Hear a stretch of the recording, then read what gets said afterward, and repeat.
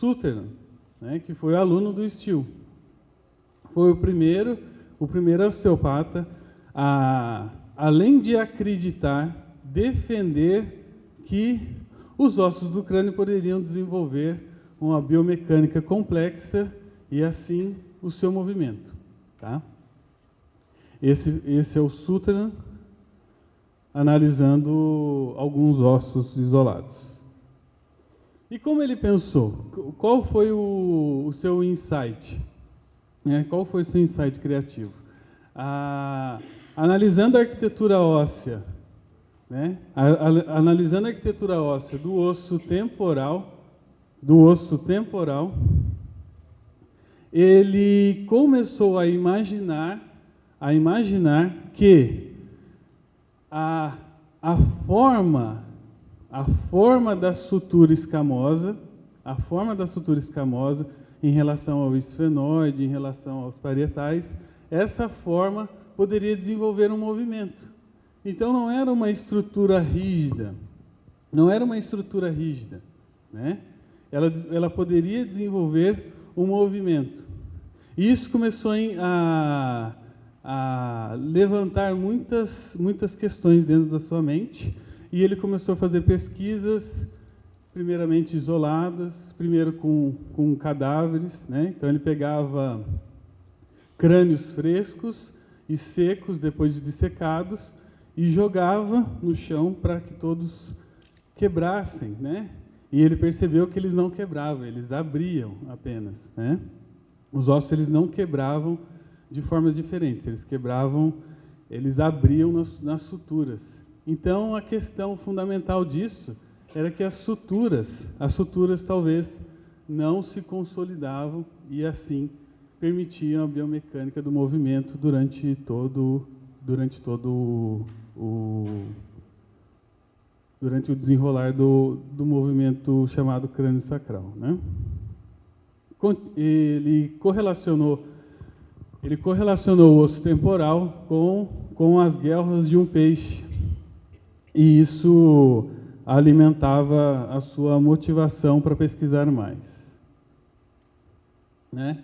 Fez pesquisas no seu próprio crânio, usando capacetes de couro que pressionavam o crânio em pontos específicos, e assim analisava no seu próprio corpo as alterações mecânicas e fisiológicas que essas compressões poderiam causar. E depois de 20 anos de experimentações, depois de 10 anos de experimentações, começou a usar as técnicas desenvolvidas e esse pensamento em pacientes, tendo bastante resultado, né? Entre 1910 e 1920, né, não faz tanto tempo assim, ele descreveu, né, os primeiros princípios biomecânicos da osteopatia craniana, né, que o primeiro deles, a mobilidade dos ossos. Então, todos os 22 ossos da arquitetura craniana, eles são livres para se movimentar através das suas suturas. O sacro, ele é móvel entre os ilíacos, e no início dos anos 30 começou a estudar as membranas intracranianas. Foi muito falado aqui, né, no minicurso de Yannick também, foi falado pela Norma, foi falado pelo Márcio Valsec também nas palestras. E essa mobilidade das membranas, né, intracraniana e extracraniana participa desse movimento. E no fim dos anos 30, né, a questão fundamental do movimento, que foi a flutuação do líquido cefaloraquidiano e a motilidade cerebral, o movimento inerente do cérebro, aí também colocando nos princípios mecânicos da osteopatia craniana. Então, o que ele descreveu, né? O que ele descreveu? Que a motilidade do cérebro ela é responsável pela flutuação do líquido cefalorraquidiano, que essa flutuação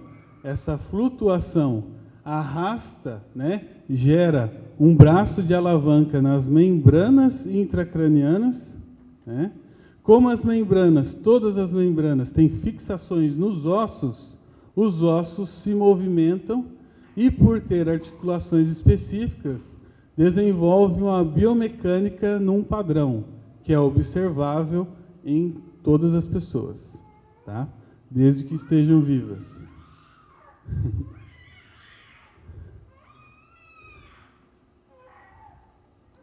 Depois dos estudos do Sutherland, veio duas pessoas fundamentais, o Magun e o Pledger, que trouxeram o embasamento, pegaram esse embasamento mecânico e jogaram para a ciência. Então, mais ou menos na metade da década de 80, o movimento craniano já foi comprovado cientificamente. O inconsciente para a física quântica, às vezes as pessoas olham o inconsciente como algo à parte. O inconsciente, ele é um compartimento da consciência. Ele só é dito inconsciente porque você não tem a percepção. Só por isso que é inconsciente. Existe um autor chamado Toneguzzi que ele define a consciência